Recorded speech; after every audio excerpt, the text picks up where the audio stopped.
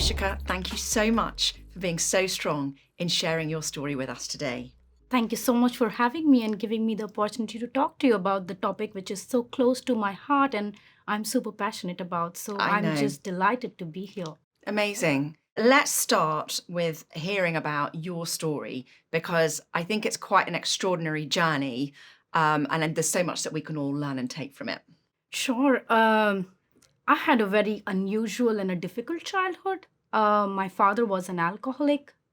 While other kids and families were going for dinners and family trips, me, my sister, and my brother were living in the fear of my father every day and night. He was an abuser. Every night he used to have a lot of alcohol and hit my mother, thrash me and my sister for no reason or no fault of ours. And funny thing, it was not always like that. He was a loving, caring, and a kind father. I still have early childhood memories that he threw me the biggest party for my first birthday. He really adored his 1 year old daughter. But while he was arranging my birthday party, he was also getting drowned in alcohol. He thought that he was consuming alcohol, but in reality, the alcohol was consuming him. The alcohol was eating the human inside him. Alcohol is an addiction, and we live in a society where drinking is the norm and it's so common, but nobody talks about the addiction part of it. My mother, a domestic violence survivor, and oh, what do I say about my mother? My mother is a synonym of courage, love, compassion, dedication. She was so much dedicated to her husband. She dedicated her entire life to my father and to us. It was way too difficult for all of us. However, she gave us the courage and she did everything for us to give us the best. Amazing. And you grew up in India, in northern India, just outside Delhi. I mean, that is so much for a young person, any child to have to go through. And I know for a lot of people that will be a really shocking and upsetting story to hear. And yet, I think actually if you look at the data and the statistics, that a lot of your story may well be familiar with more people than we realise. The World Health Organization recently published a report that said that during the pandemic, 65% of women reported they'd been a victim of violence in their lifetime. And since the pandemic, 1 in 4 women now say they feel less safe in their homes, which for me it's like unfathomable that these numbers are so high. And then I looked up in the UK, and there was a UK police report that said 62% of domestic violent cases that are reported to the police were alcohol related. Now, of course, those are the ones that are reported, and we know that there's a huge amount of people who don't have the courage and the bravery or don't want to come forwards and report them to the police. And I also think that doesn't take into account the consequences of it all, the fear and the trauma and the ongoing concern for safety, which must weigh so heavily. So after a really, really difficult childhood, let's hear about how you turn that around and about your marriage. Before I do that, I'll quickly reiterate on the point where you said that that this is so common. We all think that our suffering is very unique to us, but it will be funny to understand that it's not, and you really can empower yourself and come out of it. So yeah, that's what life did to me. I got married when I was 25 years old. I met my husband, this gem of a human being. My husband is all of those things that I never thought that I needed or I could have. He's the anchor of the boat that we are sailing in the ocean that we call life. When I met my husband, I got so much of love, so much of support, and I thought, oh wow, this is a new life. I am this new person living this life of joy and happiness, and I can just forget my past and live this new life. But the body remembers. I can go ahead and say that, oh, I have forgotten, I have forgiven, but my mind and my body always remembered. I had put all of my hardships and difficulties under the rug, and I was trying to live this life, but Then suddenly I had episodes of anxiety. I felt that I was under depression. I was cascading in this whole place where I had no self esteem, no self worth. Um, I had palpitations. I was unconsolable. I I was living a life in fear, and my life, if you look externally, was just perfect. I was traveling around the world. I was in Turkey with my best friends and my husband, and we were changing airports, but I couldn't stop crying. And I knew that there is something wrong within me, and I couldn't live in fear. I felt so compromised that the strong, fierce woman that my mother raised me to be, I couldn't connect with that woman anymore. I wasn't that woman anymore. And that's when I wanted to change the narrative for myself. I started therapy.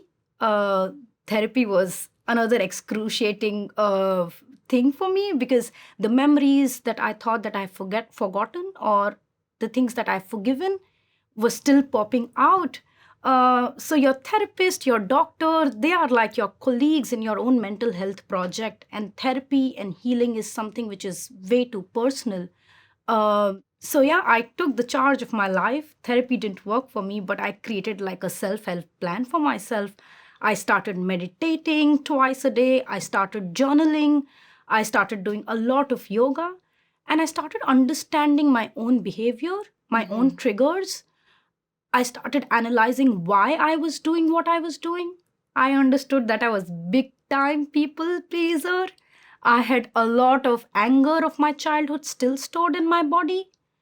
And I understood that I have to be responsible for my own actions, my own thoughts, and the person that I want to be. And once I changed the narrative and once I started understanding myself, is the time where I started telling the story the way I wanted to, Yeah. and living my true, authentic, real life. Amazing. And I think one of the things that I take from that, well, a couple of things. One is that it's unrealistic when we've had trauma of any kind, right? And all trauma is relative and different, contextualized. But ultimately, if we try and bury it, if we try and forget about it, it has a way of coming out. So dealing with it is really important, right? And the first way to address a problem is to accept that it exists in the first place. So I think one of the things that we need to recognize is that recognizing we need help and asking for help comes from a huge place of strength. And that people that do that should be celebrated and rewarded for it, because it's ultimately a really, really brave thing to do, to put your hand up and say, this isn't right. I need help here. And I think we can't let the past define our future. That's really important, because the past is gone. We can't do anything about that. And I hope this doesn't sound patronizing, but I think that you had such awareness and wisdom so early on, maybe because you'd lived such a life by the time that you were 18, but you managed to pull yourself back. And I don't think everyone has the ability to do that. Now, when we've been chatting before, you've got some really like amazing practical tips for dealing with anxiety. If we go back to the intro, we know that 1 in 5 women deal with anxiety on a weekly basis.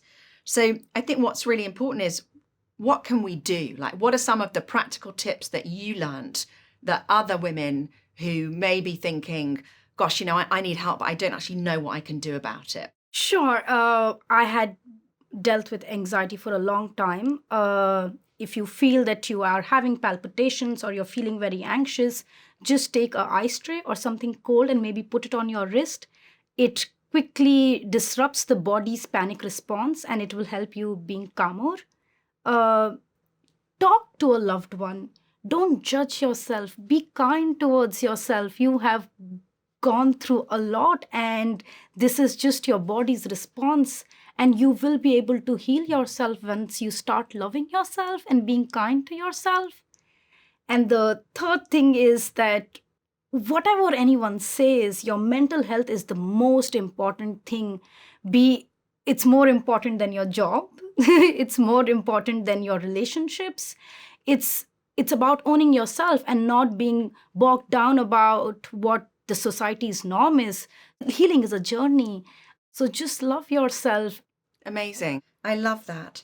So I have 2 practical tips for dealing with stress or anxiety that I've learned over my career. So one is, and this is if I've got like a massive meeting at work in particular, or I'm going to do a big presentation. People say to me all the time, "Oh, you're so strong," but I'm not strong all the time. I'm a very normal person. And one of them is to go into the toilets at work and you close the cubicle and then you silently scream and you go like that. And somehow it releases the adrenaline that's like building up and building up. Because that's sometimes what, like, we feel this sort of panic surging up with this anxiety, and you've got to find a way for your body to get rid of it. And then the other one that I learned on a management course that I did was sort of to pretend your body is like a steam engine, and then you like turn a valve on your arm and you go psh, and it's really important to make the noise, and you go psh, and somehow it lets the stress out, and you feel like the stress is being released from the valve. So those are my 2 like practical tips. So one of the things that I think you do more than probably any other person that I've met is you have found your purpose and you live your passion. And as you said, that is more important than any job, any paycheck, or any job title.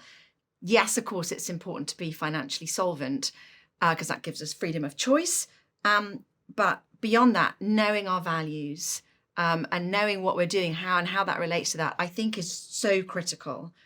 And I know that whenever I found life tough or I found people tough, it's usually because for whatever reason, they're at conflict with my core values. And so when there's that kind of tension there, I think that always for me tends to cause underlying issues.